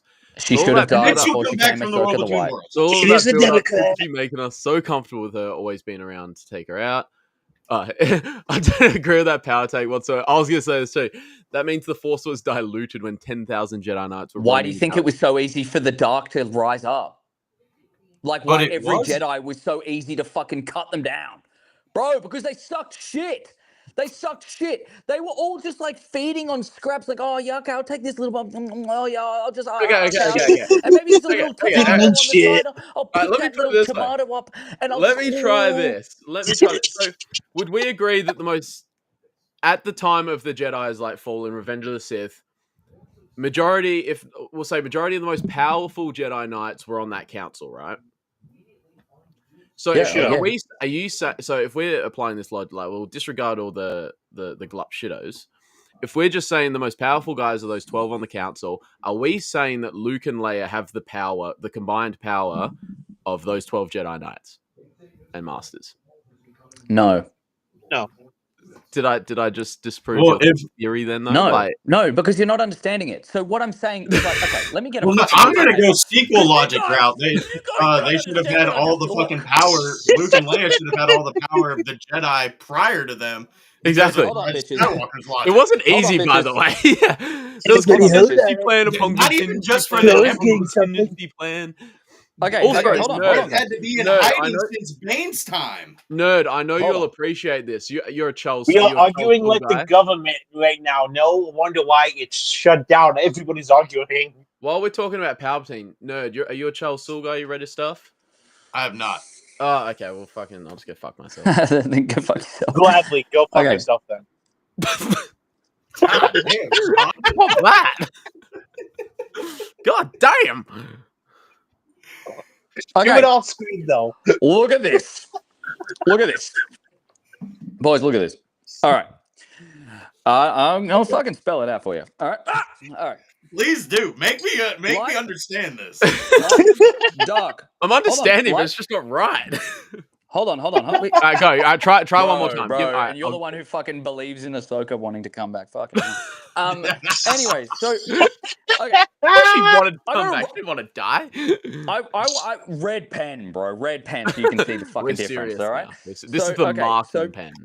So yeah. The you guys just got 0% on your thing. All right. Every time I get marked, it's 50-50. That's balance. Okay. Now, that's balance right there. Look at that. Oh, light, dark, balance. Okay, so we've got light, dark, balance. Awesome. All right, now removing the black pen. All right. Now, this is going to be... Now, I'm talking about prequels era. All right, guys? Get it through your fucking heads. I'm talking about prequels era. All right? So, prequels era, where the light was more, the light was taking up like this. Oh, look at this. What the fuck? But it's already wrong in Star Wars terms because balance is light all the way that way. That is the balance. I love you. Keep going. I would argue that actual balance is Bogan and Ashla. Actual balance Bogan and Ashla. Kamala. Bogan and You're Ashla. sounding like a Kamala guy. Kamala guy. So okay. So look at this. Balance. That's what I'm saying, Ben. It's right. We'll let him finish. He might be cooking, and we just can't see the vision yet. That's what I'm saying, Ben. That's what I'm saying. Yeah, but then why would George I get what you're saying. Look, that's right. No, you might be cooking, and I don't know what you're saying yet. Keep going. I mean, like, I get shut down every fucking time. So, yeah, Jesse, shut it. Fuck up, Jesse. All you fuckers. Not just Jesse. Jesse's handsome and perfect and beautiful. So that's what she said. Okay, so my girlfriend says balance. I think. Balance is exactly what you're saying. Pretend this is linear. Okay, look at this, right? So you've got the dark at the top, light at the bottom. That's still balance. Oh, what? We're just flipping it to the side. Okay, so that is balance. Light on one end, dark on the other. And an equal part in the middle is balance. That's right there. Because you know what? Dude, the idea of balance is 50-50. There's no fucking way you're going to get a seesaw and put it all the way to one side and expect the one person on the other side to be able to lift up and do this one. Woohoo! Not the fucking point.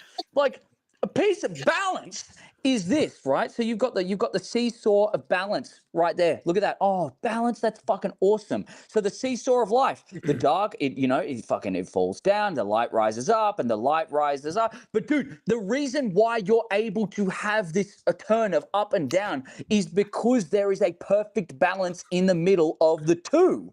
Now, when there are more people on the light side, it drops down, and it means that the small amount of people who are on the dark side and gone up here, they have more power because they are not able. You're shutting it out in your head. You're shutting it out. I'm gonna have to make a whole fucking video on this so you guys can fucking understand. Jesse is losing his brain cells. Balance in Star Wars. Now imagine you have a really fat person on the dark, and the dark's all the way down there, and the light side's up here. That's the balance in Star Wars. Well, no. but here's the question though: who's the fat person? Chris Farley? It's See, my dad. I'm not arguing that the balance in Star Wars is like George's version of balance is his version. Unfortunately, I think he's fucking wrong because He made it. He made it. I know, made but it. he's also the guy who made up that Obi-Wan Kenobi was from Stu John on the Jon Stewart show. That was No. awesome. It's his thing. It's his thing. He also had Luke kiss his own fucking sister, and he had That's the whole hot. thing planned That's out. hot. I don't know Who what you're talking about. cares? That's hot. Look, it's his own sister. He found her sexy. But- He didn't know. Okay. George's I get what you mean. I get what you mean. Balance is dumb. I don't like it. If you don't like it, make your own fucking IP, bro. Like, I'm sorry. It's his IP. I just bro. stick to the Legends versions with Ashla and Bogan. You get too light, you go to the dark for a little bit. You get too dark, you Okay. go to the light. There's balance. There's the light and the dark on the seesaw of life. And you rise and fall depending on how many people are weighted on there. Now, no, what I'm saying is now the rule of two doesn't fucking exist because there's always Sith in the background trying to fucking come up, but they're just not the face. It's like, oh, you know, we've got a business and we've got these influencers, but all the workers who fucking make the advertisement and the marketing behind it. You know what I mean? Like, fucking hell, people are spreading the word. We've got the Mormons of the dark side going door to door every single fucking day being like, hey, you heard the word of Palpatine? It's like, you know, we've got people doing As somebody the work. who has read this novel so many times, you are hurting my soul. Are you telling me like? hurting my soul. What's that Are thing you at the telling top? me What's like that thing at the top? Maul and What's Savage in that the thing at the Clone top, Wars bro? are That just the says fucking hustlers? legends, bro. Henrik is losing his brain cells. It says fucking legends, bro. It says The one I legends. had left has just been like divided that many times in this fucking stream. Look, all of you guys have got fucking two brain cells fighting for third place. I'm He's telling you got right the now. idea of Ashla and Bogan, but he's trying to say that like the more people are on light and dark, like the power gets diluted. That no, what? Jeremy That's the fucked part my I'm not. brain. That's the part I don't Guys, get. just because you can't understand it doesn't mean that it's not right. We acted like politics. We acted like I'm politics. creating that's it. something. I'm Where's calling George? this the world between. I'm pulling up George. Where's George? I'm calling this the world between worlds theory. Anything can fucking exist. I don't even know if it's Here's real. the thing, though. I don't I even know agree if it's real. with Ordo. There was 50-50. Like, example, light and dark, 50-50. And freaking Oreo. If you split it in half, it's 50-50. Wait, what flavor Brother, you is split that? an Oreo in half like that? Twisted! Yeah, you twisted. The What fuck was is wrong that? with you? Fuck this guy's Still tape. got Fuck this guy's 50-50 right tape. here. What Still got flavor is that? 50-50. What flavor It's is that? Who It's does the that? Christmas version. It's the Is it Christmas, version. We get fuck all in Australia, dude. We didn't even get the Star Wars ones. Oh, We did. Yeah, we didn't. Nah. And No, we why actually don't you didn't. I take was a looking guess at around. this one? Well, both time I got blue, like I wanted. Maybe Well, you're a it means Jedi. you're the dark side, bro. Okay, so Yeah, that one's red. That one's red. look at this. Balance This is in the middle. Christmas edition. No shit, it's red. That's a Balance. great drawing of balance if you're teaching like primary schoolers. If you're teaching Star Wars, Well, you guys dude. can't fucking understand it. So, Dude, that's what I'm telling So- you. We're not developed yet. so balance is right in the middle. That's okay, 50-50. The fucking reason why this can rise and fall is because it's perfectly the idea of balance is perfectly in there. Now, I'm not saying that when he's bringing balance to the force, he's bringing it down to the 50-50 and there's nothing. No, the idea of balance in the force is that they are able to rise and fall in unison, right? When light rises, dark falls. When dark rises, light falls. The idea of balance is that you have started the next turn, that you have the ability to have balance. That's it. That's it. When you bring balance, you're shifting the tides to the other bit. And there is a period of time in which this hits 50-50. Right? There is just that is when they bring balance. But the moment afterwards, when dark is toppled and light rises, is because, well, I guess light the other side. I'm seeing everything in reverse here. So it's like when light goes up and dark goes down, there is still a period of time where they are balanced. There is still, look at this. Look at that. What? Oh my God. It's the seesaw. The balance is the opportunity, right? And now there will always be a point where they hit the balance, but there is a reason why it's constantly going up and down, up and down, and the other one follows. It just works like a seesaw. I get what you're saying a bit better. Like, you could say, like, to go along with what you're saying, like, you could say the moment where Anakin's fighting Obi-Wan and Yoda's fighting Palpatine Revenge is sort of that moment there. Like, that's the opportunity where one rises, one falls. It's just, I get what you're saying, and I want to agree with you so bad, but it's just in Star Wars, that's not balance. But why? But Because why? the light Balance side's the the balance. I've got a way better. I can't wait to I've got a clip way that. better example then. I've got the way better example than. Hit us, Sean. Hit us. So, it's basically like having a kid. You are 50-50 for having a boy or a girl. It's 50-50. Not really. Yes, It's not 50-50. It's not 50-50 if you have a boy or a That girl. was a terrible analogy. Because you Sean. can also have a eunuch. You can also have you can have like fucking someone with 2 vaginas. Is that a double girl? You can have someone with 2 dicks. Like they've got a fucking. I'm so glad this is not streaming to my channel, bro.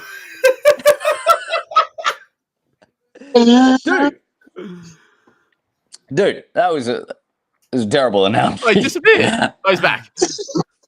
I'm trying to fill up a water jug, so I'm muted. I wanted to hear the water flow. Wait, I'm not here. So with Jeremy's idea of balance, Luke should have just knocked off Yoda and Leia, and then he would be forced unleashed power level to knock off the bad guys. No. That's No, I get what they you're saying, because that still- is what it sounded like you were saying.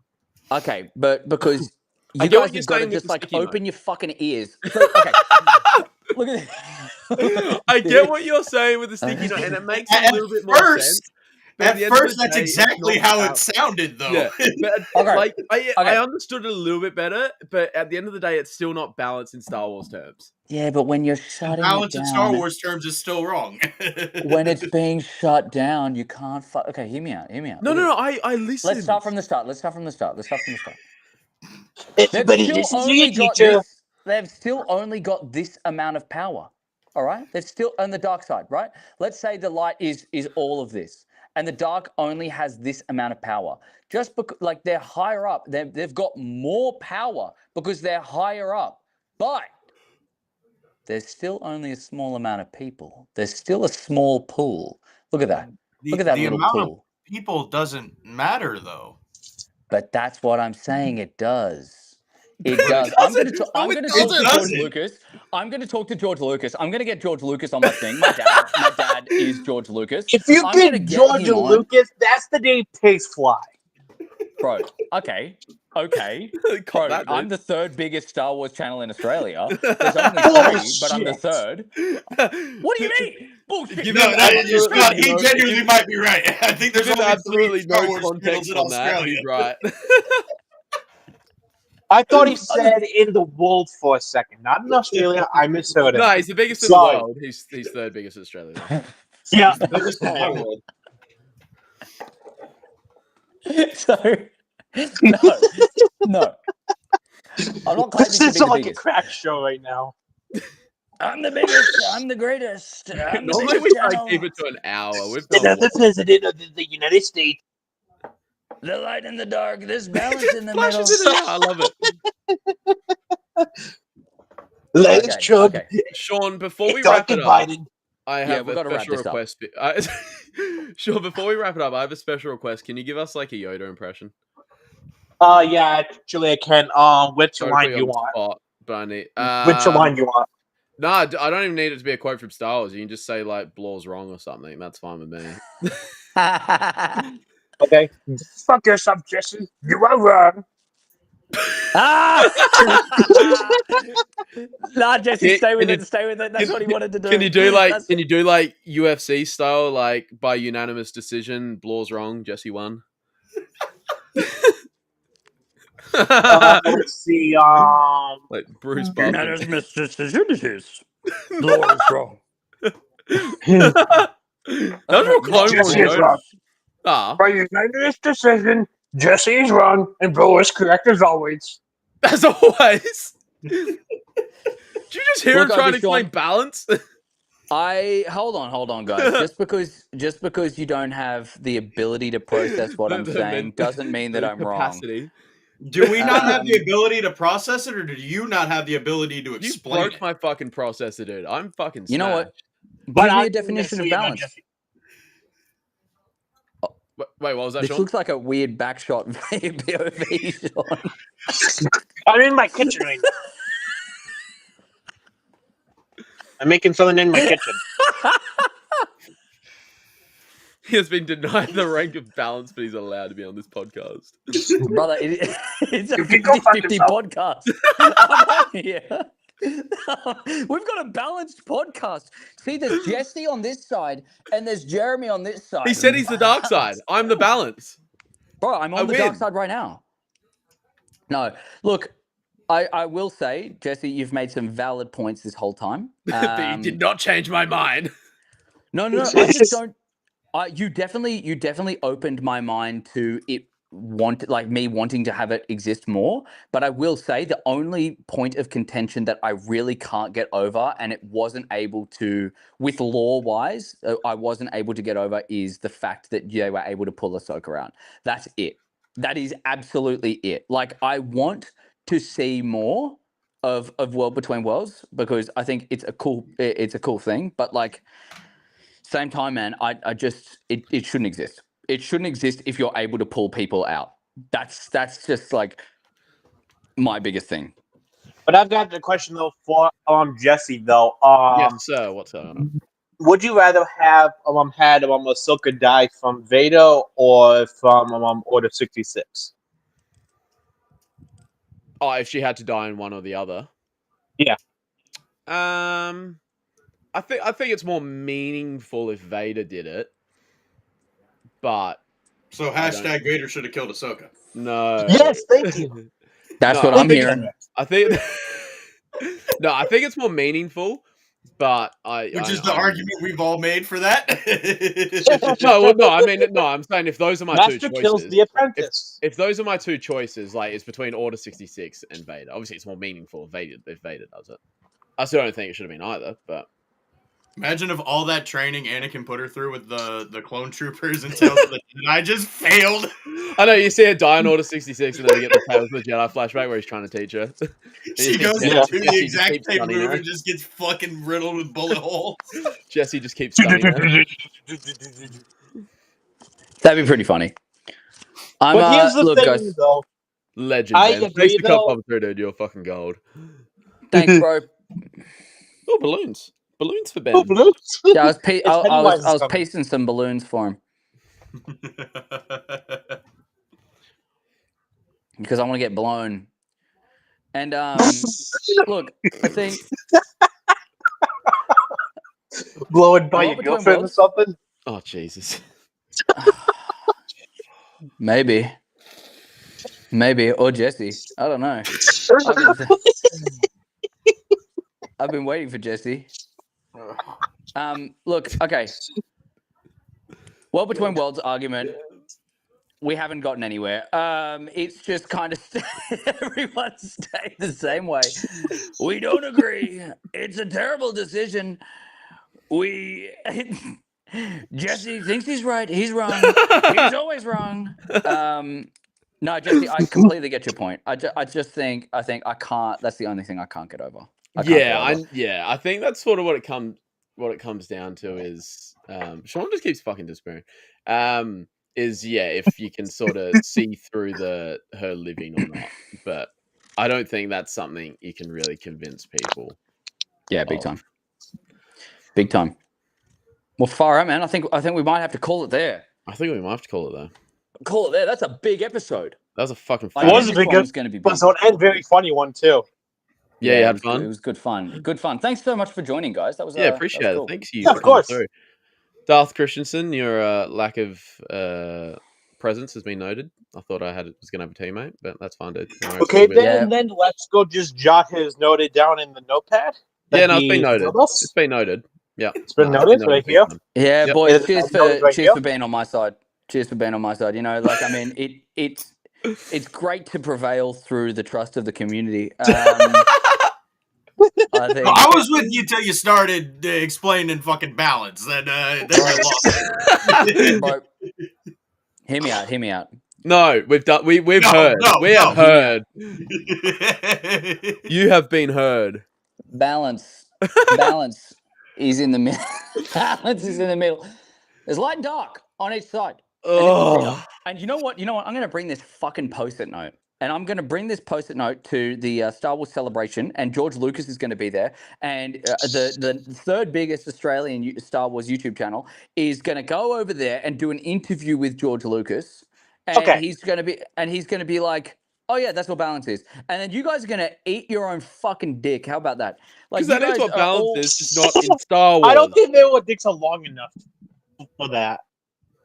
Mine's definitely not. But like,